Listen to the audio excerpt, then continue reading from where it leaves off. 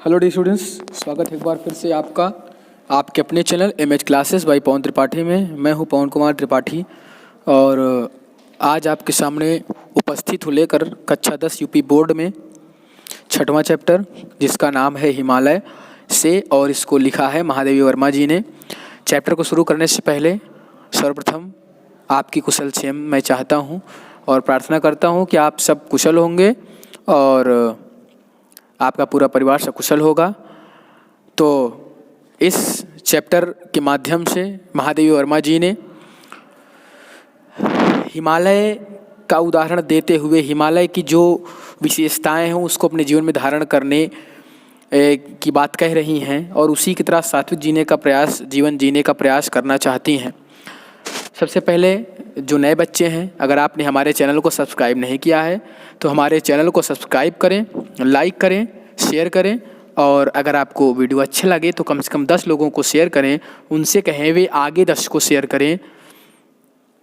तो आइए शुरू करते हैं।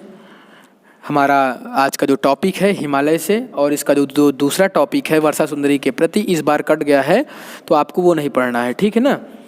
चलिए तो देखते हैं यहाँ पर क्या लिखा है। हे चिर महान। देखिए, महान के बाद जब एक्सक्लामेटरी का साइन लग जाए तो उसको संबोधन कहते हैं, ठीक है ना। तो हे चिराकाल से महान हिमालय लिखा है ना। चिर माने प्राचीन काल से, तो हो हे प्राचीन काल से, पुरातन से महान हिमालय। यह स्वर्ण रश्मि छू श्वेत भाल। स्वर्ण रश्मि मतलब होता है सूर्य की सोने के समान जो किरणें हैं।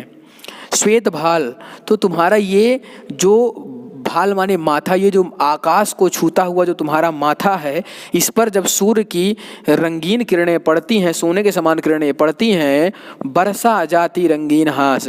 और इन किरणों के पड़ते ही जब ये किरणें तुम्हारे ऊपर पड़ती हैं तो ऐसा लगता है कि तुम्हारी हंसी निकल गई है।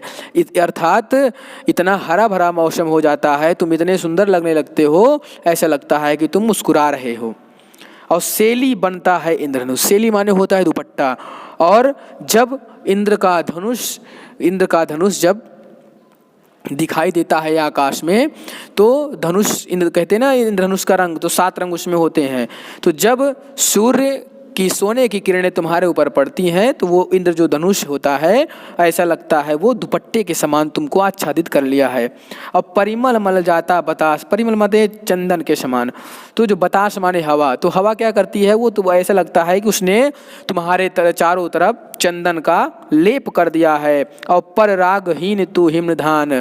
फिर संबोधन लगा है, तो हे हिमालय तुम रागहीन हो, अर्थात तुम्हारे अंदर कोई भी किसी प्रकार का किसी के प्रति तुम आसक्त नहीं हो और निधान हो। अर्थात हे चिरकाल से प्रसिद्ध हिमालय, महान हिमालय, तुम रागहीन हो, तुम्हारे अंदर किसी प्रकार का कोई अहंकार नहीं है, तुम्हारे लिए सबके लिए बराबर सम्मान है। नभ में गर्वित झुकता ना शीश, पर अंक लिए हैं दीन छार। नभ में गर्वित झुकता ना शीश, तुम्हारा ये जो गर्वित करने वाला जो शीश है, जो सर है, वो आकाश तक ऊंचा है और कभी झुकता नहीं है। हिमालय को हमारे भारत का मुकुट कहा जाता है।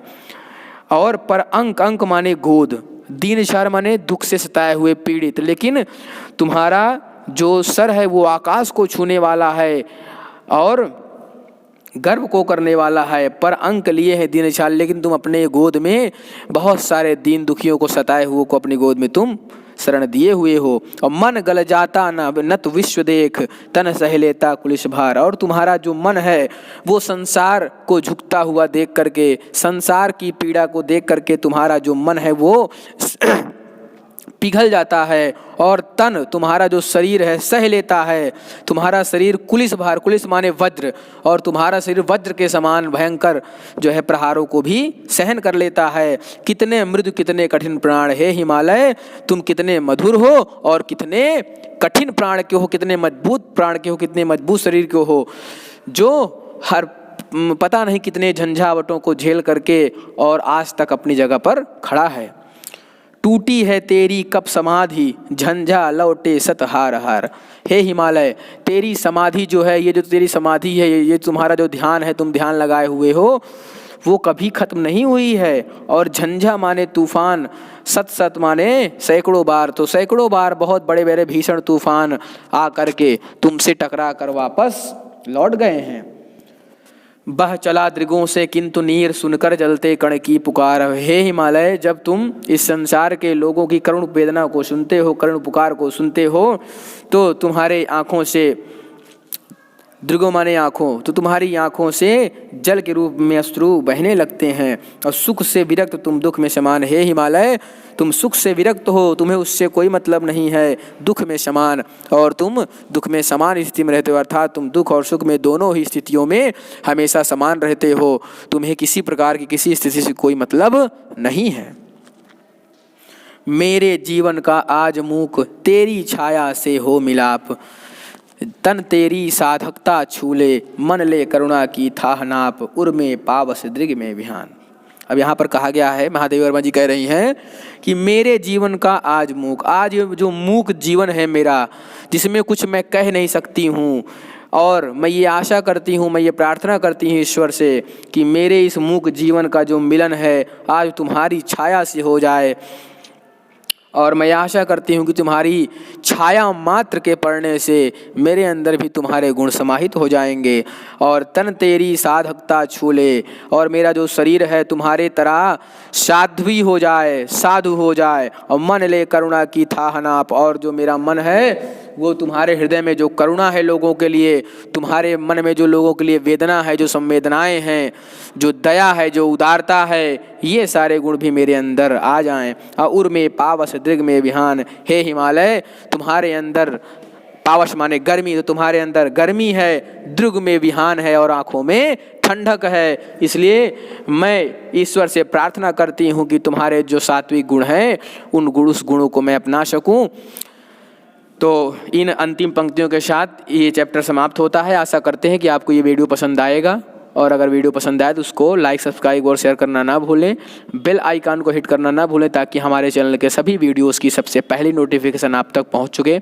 एक इन्फॉर्मेशन आपको देनी है कि अब बहुत जल्द हमारे चैनल पर जैसे हिंदी की वीडियो समाप्त होते हैं, अब आपको इंग्लिश टेक्स्ट बुक का एक्सप्लेनेशन मिलना शुरू हो जाएगा, और आपकी बहुत अच्छे से पढ़ाई उसमें शुरू हो जाएगी।